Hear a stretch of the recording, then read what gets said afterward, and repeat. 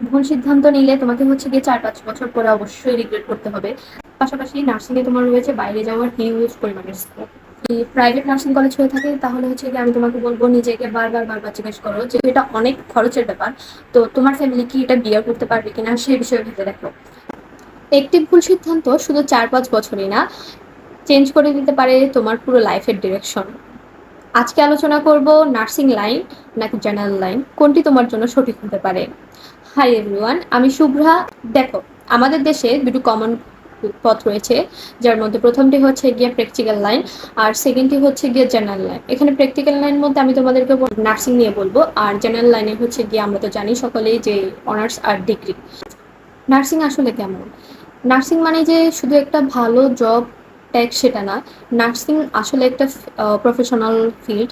এখানে তোমাকে অবশ্যই পেশেন্টকে হ্যান্ডেল করতে হবে, সাথে তো তোমার নাইট ডিউটি আছে, আছে প্রেশার, তার উপরে রেসপন্সিবিলিটি। এখন আসা যাক নার্সিং এর যে গুড সাইডগুলো আছে। গুড সাইড বলতে হচ্ছে গিয়ে এটা যেহেতু প্রফেশনাল বেসড, এটা অবশ্যই একটা গুড সাইড আমি বলবো। দেন হচ্ছে গিয়ে এটা হচ্ছে স্কিল বেসড, মানে নার্সিং বলতে আমি তোমাদেরকে বলবো যে মাস্ট বি স্কিল রয়েছে। দেন আরও রয়েছে হচ্ছে গিয়ে জব ডিমান্ড বাংলাদেশেও আছে, বিদেশেও আছে।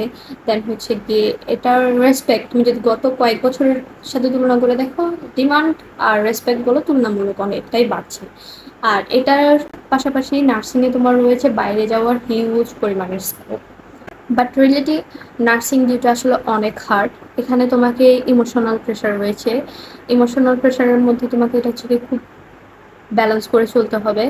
দেন রয়েছে হচ্ছে গিয়ে তোমার প্রাইভেট সেক্টরগুলোতে তোমাকে হচ্ছে কি খুব লো পরিমাণের স্যালারি দিবে, সেটাও তোমাকে মেনে নিতে হবে।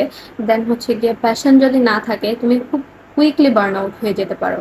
এগুলো হচ্ছে গিয়ে নার্সিংয়ের দ্য ট্রুথ রিয়েলিটি।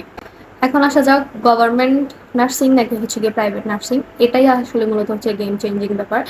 কারণ হচ্ছে গিয়ে তুমি যদি গভর্নমেন্ট নার্সিং কলেজে চান্স পেয়ে থাকো তাহলে আমি তোমাকে বলবো এটা তোমার জন্য 100% সিকিউর। কারণ হচ্ছে গিয়ে এখানে তোমার আম, সাশ্রয় হচ্ছে, মানে হচ্ছে গিয়ে খুব অল্প পরিমাণে খরচ হয়।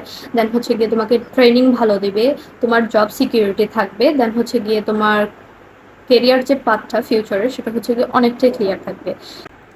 এখন আসা যাক প্রাইভেট হলে তুমি কি করবে। প্রাইভেট হলে আমি তোমাকে বলবো think twice. Actually think twice না, তুমি নিজেকে নিজে বারবার জিজ্ঞেস করো, বারবার ভাবো যে তুমি কি আসলে প্রাইভেটটা হ্যান্ডেল করতে পারবে কিনা। কারণ এখানে খরচ তুলনামূলক অনেক বেশি। দেন হচ্ছে গিয়ে কোয়ালিটি সব জায়গায় সেম না, তুমি যে সব জায়গায় ভালো কোয়ালিটি মেনটেন করতে পারবে বা তোমাকে ভালো কোয়ালিটি দিবে তার কোনো পরিমাণে কোনো গ্যারান্টি নেই। দেন হচ্ছে গিয়ে জব সিকিউর না, একদমই না আমি তোমাকে বলবো। এখন তুমি যদি প্রাইভেট নার্সিং কলেজ থেকে পড়তে চাও, আমি তোমাকে বলবো নিজেকে বারবার বারবার জিজ্ঞেস করো যে তুমি কি আসলে নার্সিং পড়তে চাও কিনা, তুমি কি এটার জন্য রেডি কিনা। আর যদি গভর্নমেন্ট নার্সিং কলেজ হয়ে থাকে আমি তোমাকে বলবো চোখ বন্ধ করে ভর্তি হয়ে যাও।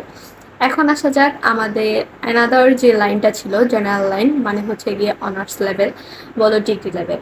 এখন আমাদের অনেকেরই ধারণা যে অনার্স লাইফ মানে হচ্ছে গিয়ে সেফ।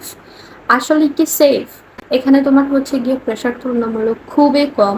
তারপরে হচ্ছে গিয়ে তোমার পার্সোনাল চয়েস আছে সাবজেক্টের ক্ষেত্রে। দেন হচ্ছে গিয়ে তোমার ফ্রিডমটা অনেক বেশি, ঠিক আছে।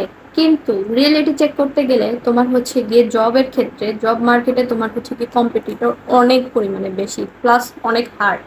তোমার কম্পিটিটর টাফ হয়ে থাকে। দেন হচ্ছে স্কিল না থাকলে ভ্যালু তুলনামূলক খুবই কম হয়। আর 4-5 বছর পরে তোমার একটা আনসেফ ফিউচার রেডি থাকে তোমার জন্য, যেটা তোমাকে হচ্ছে গিয়ে রিগ্রেট করাতে বাধ্য করে। আর তুমি যদি অনার্স করে থাকো তাহলে আমি তোমাকে বলবো যে তোমার এক্সট্রা কিছু অর্ডিনারি থাকতে হবে, এক্সট্রা কিছু স্কিল থাকতে হবে। যেমন ধরো আইএলটিএস নিয়ে ধারণা থাকতে হবে। দেন হচ্ছে কি ফ্রিল্যান্সিং থাকতে হবে, কম্পিউটার বেসড তোমার একটা আইডিয়া থাকতে হবে। দেন হচ্ছে কি টেকনোলজি নিয়ে আইডিয়া থাকতে হবে। মানে যদি তুমি অনার্সটাকে চয়েস করে থাকো তাহলে তোমার আমি বলবো যে কিছু এক্সট্রা অর্ডিনারি নিজেকে রাখো, কিছু এক্সট্রা স্কিল নিজের জন্য রেডি রাখো। এখন আসা যাক আমার পক্ষ থেকে তোমাদের জন্য যে অনেস্ট অ্যাডভাইসটা থাকবে সেটা আমি কিছুটা সিম্পল করে বলি। যদি তুমি গভর্নমেন্ট নার্সিং কলেজে চান্স পেয়ে থাকো তাহলে আমি তোমাকে বলবো যে তুমি এই পথে খুব সিকিউরলি যেতে পারো।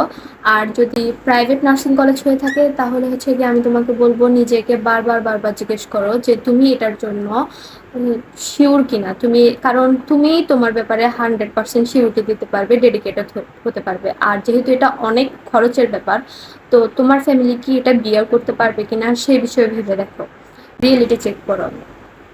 আর যদি মনে করো যে না তোমার জন্য প্রাইভেট নার্সিং কলেজটা আনসেফ, তাহলে আমি তোমাকে বলবো যে জেনারেল লাইনে এডমিট হও। কারণ হচ্ছে কি এখানে যদি তুমি নিজেকে এক্সট্রা অর্ডিনারি কিছু করতে পারো, এখানেও তোমার ফিউচার অনেক ভালো। ডিসিশনটা অন্য কেউ নিবে না, তোমার লাইফ, তোমার রিয়েলিটি, তোমার ফিউচার, তোমার চয়েস। তো ভুল সিদ্ধান্ত নিলে তোমাকে হচ্ছে গিয়ে 4-5 বছর পরে অবশ্যই রিগ্রেট করতে হবে। তাই এখনই ভালোভাবে ভেবে নাও যে ফিউচারে তুমি আসলে কোন দিক দিয়ে করলে তোমার জন্য বেটার হবে।